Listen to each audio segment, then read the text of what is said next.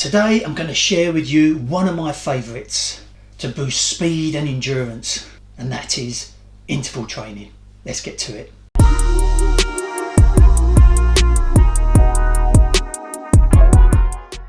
Whether you're training for your next race or just looking to level up your fitness, today we're going to delve into one of the most effective training methods, and that is interval training. Effective because it helps with your speed and your endurance. Interval training is all about alternating between bursts of intense activity followed by active recovery or rest. It could be measured in time or distance or both. This type of training is not just for the elite athletes. It's a game changer for anyone who wants to crush their personal bests and become a more efficient and faster runner. You should be working in zones 4 or 5 of your heart rate, so you're working anaerobically. That means you're working without oxygen. This type of training helps to improve your VO2 max, which is how much oxygen your blood cells can store and use efficiently. This type of training was popularised by the great runner Emil Zatopek in the 1950s. So what exactly is interval training? Simply put, interval training is a workout designed for you to push your body intensely for a period of time, followed by a segment of time where your body is allowed to recover. These bursts of effort improve not only your anaerobic system, but also your aerobic system. So let's break it down. Where do we start? Well, firstly, before you start any interval sessions, you must warm up correctly. You're working your body really hard, so it's important that you prepare your body for that intense workout. Start with a 5 to 15 minute jog, nice and easy, just raising your temperature, raising that heart rate slightly, getting the oxygen moving around your body. Then doing some mobility exercises, maybe some leg swings, some high knees. I'd also suggest maybe sprint drills, so you're going through that motion of working your body so that you're preparing your body for this intense activity, and then finish with some strides, meaning you're just running a little bit harder, a little bit quicker, but not max speed, to prepare your body for the intense workout that's coming ahead. Okay, so the type of intervals that you do depends on the type of goals that you have. Let me share with you some of the interval sessions I used to do when I was a track runner, 800 metre runner, and we'll talk about some of the other intervals that you could do for maybe a 5k. During the off season, this session was what we called a bread and butter session, 1000s. We would work up to 4 to 6 1000s at 3000 to 5000 pace. Our goal in this particular session was to get under 3 minutes with 3 minutes recovery. I've highlighted this one to show how a good coach can help to keep the quality of the session up. You can see on this occasion the pace was dropping, and so my coach decided to make the last 1000 and 800 metres.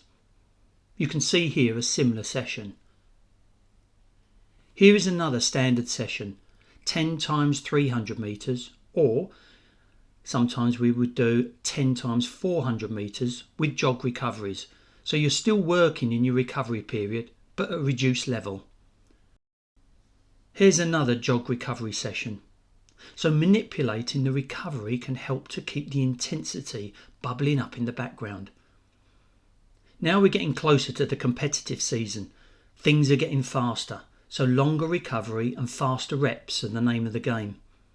So here we're knocking on the door of the competitive season. Running is getting closer to race pace or faster, and the recoveries are getting either short or full recoveries to get optimum speed. However, you shouldn't neglect your long speed endurance work during this period, so putting in such a session is important to keep it topped up.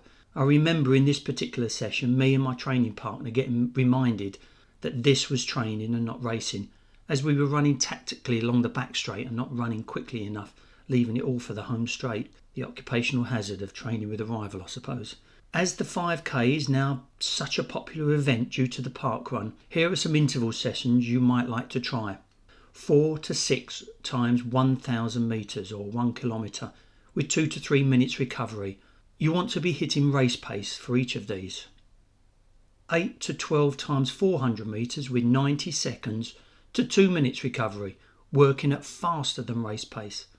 And here we've got a pyramid session with 90 seconds recovery, getting used to running at different speeds.